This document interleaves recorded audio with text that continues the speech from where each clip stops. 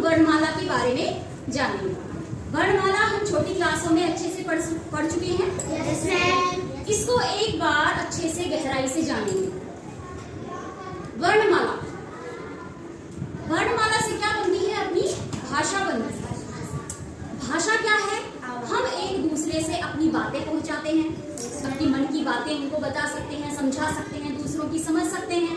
तो पहले भाषा नहीं थी।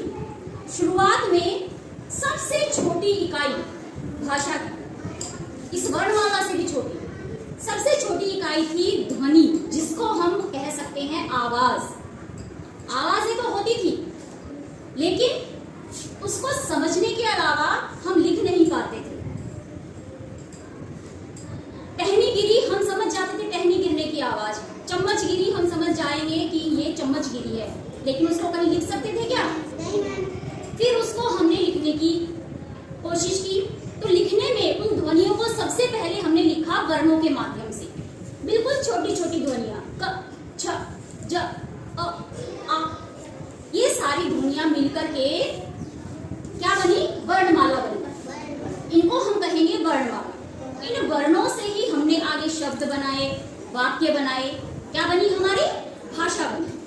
ठीक है, तो सबसे पहले इन ध्वनियों को हमने लिखा और ये हमारे बने वर्ण। ये सारे वर्ण हैं। इन वर्णों को हमने बांटा कि स्वर कौन से हैं, व्यंजन कौन से हैं। अब जो हमारी मूल हिंदी है, जो हम अब तक पढ़ते आए हैं, उसमें क्या है? ये वर्ण है और इसमें हमने पढ़ा है 11 स्वर होते हैं और 33 व्यंजन होते हैं। यही पढ़ा है हमने। अब 11 स्वर कौन कौन से होते हैं जरा देखेंगे। ए, आ, ई, उ, री, ए, आई, ओ, औ। ये 11 क्या होते हैं? स्वर। क्या होते हैं? स्वर होते हैं।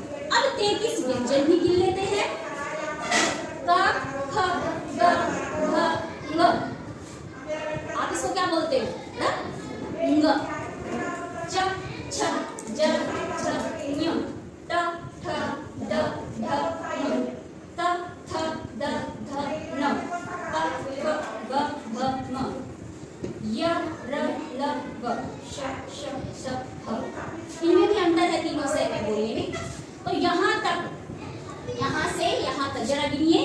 कैवर, चैवर, तैवर, तैवर, पैवर, यानी कि ये तो हो गए 25, 26, 27, 28, 29, 30, 31, 32, 33।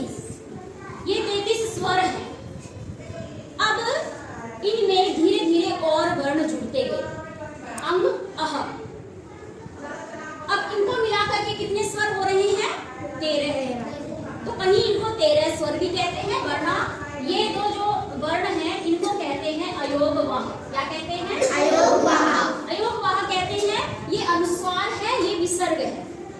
ठीक है, अनुस्वार ये जो नाक से मिलते हैं, और विसर्ग जिनमें है की आवाज आती है, ये संस्कृत में काम आता है। एक है ये ड़, ढ, ड़, ढ। ये अलग है, इनसे अलग है। ड और ढ से अलग है। ये ड, ढ और ये ड़, ढ। पत्थर मार।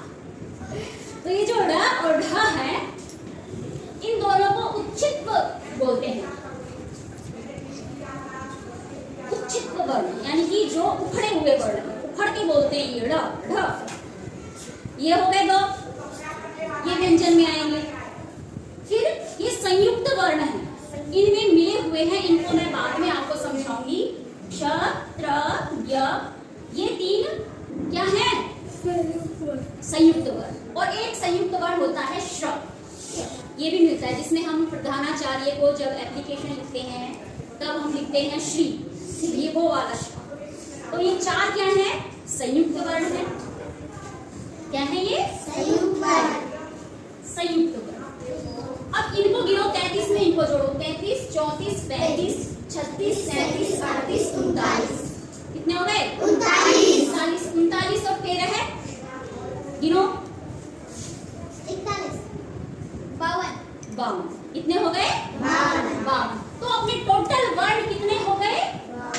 52 हो गए। और अगर इनको हटा दिया जाए तो 33 और 11 कितने हो गए? 44। ठीक है, मूल रूप से अपने वर्णमाला में कितने वर्ण हैं? 44।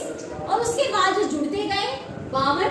और इसके अलावा अगर इनमें हम संस्कृत के भी वर्ण जोड़ दें, जिसमें बड़ी री भी आती है, लिरी आती है, बड़ी लरी आती है, तो इन सबको जोड़ दें तो 56 भी बन जाते हैं।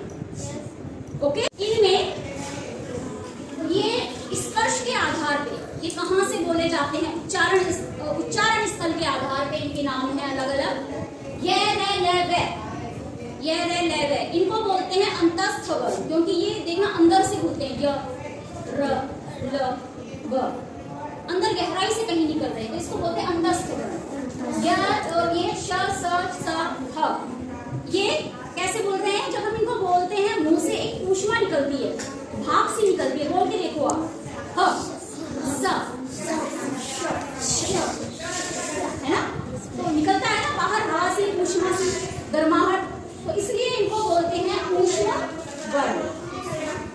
तो ये तो हुई अपने वर्णों की बात। हम इसके बाद आगे चर्चा बाद में करेंगे, ठीक है?